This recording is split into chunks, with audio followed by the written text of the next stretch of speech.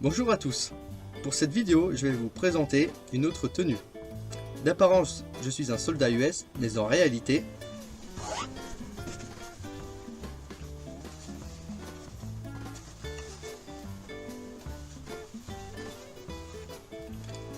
je suis un espion allemand, un commando de Skorzeny de la période décembre 1944. Pour cette vidéo, je tiens à préciser que certaines photos ne sont pas de ce théâtre d'opération, qu'elles sont là pour mettre une image à mes propos.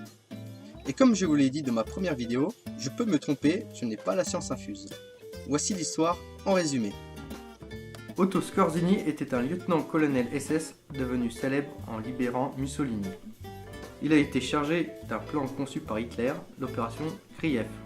Il avait pour mission de rassembler une brigade afin de précéder les Allemands pendant l'offensive dans les Ardennes en décembre 1944.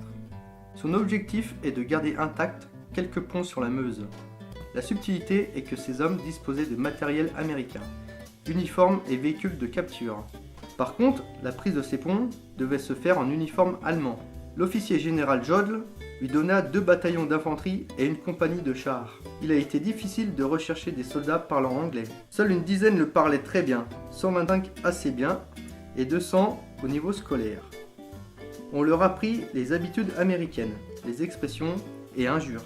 Mettre la main sur les uniformes et le matériel a été aussi très dur. Skorzeny a eu à sa disposition un char Sherman, un autre HS, une vingtaine de jeeps et une petite vingtaine de camions. Insuffisant pour une brigade. Il demanda de transformer des chars Panther en M10 Wolverine.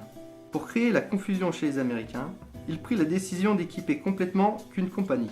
Les hommes du groupe de reconnaissance possédaient une écharpe bleue, le groupe Destruction une rose.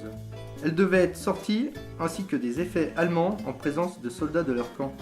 L'opération a débuté le soir du 16 décembre 1944. Skorzeny ordonna à 3 équipes en jeep d'aller sur l'arrière des Américains, mais 2 erreurs ont été commises. Il chargea dans chaque jeep 4 soldats, alors que les US, disposant beaucoup de véhicules, étaient généralement pas plus de 2.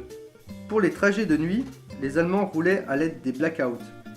Petit feu à faible intensité lumineuse, leur ennemi, feu éteint ou plein phare. Les soupçons commença et les contrôles se sont renforcés. Le 17, Skorzeny lança d'autres équipes. Résultat décevant. Mais un groupe réussit à intervertir les panneaux, faisant perdre une bonne heure à une colonne du 116e d'infanterie. Une des équipes fut capturée. 3 hommes furent jugés le 21 décembre 1944 et passés par les armes 2 jours après. Après ces captures, ceux chargés du contrôle posaient certaines questions en plus du mot de passe. Des questions d'Américains, comme par exemple sur le baseball. Jusque-là, aucune équipe ne parvint à s'emparer d'un pont, mais a causé quelques soucis, comme le détournement de nombreux camions de ravitaillement. Le vol d'une radio US a permis aux Allemands de découvrir que leurs ennemis étaient à la recherche de leur division de chars. Autour de Malmedy, quelques dépôts de carburant ont été détruits. Avec le manque de résultats de l'opération Krief, et que la prise des ponts sur la Meuse ne servait à rien si les troupes principales de l'offensive allemande dans les Ardennes n'arrivaient pas à atteindre le fleuve, Skorzeny demanda de passer à l'attaque avec la 150e brigade blindée. Une information datant de quelques jours désignait Malmedy comme peu défendu. Après avoir lancé plusieurs attaques avec ses chars Panther camouflés en M10, mais repoussés par les Américains, Skorzeny abandonna après avoir subi beaucoup de pertes. Cela a été les seules tentatives de prendre la ville au cours de cette bataille.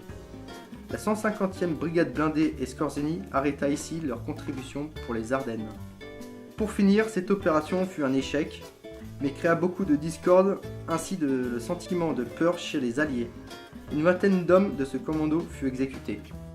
J'espère que cela vous a plu. Si vous êtes intéressé par la Deuxième Guerre mondiale, je vous invite à jeter un œil sur ma page Brunhilde. Et je vous dis à très bientôt.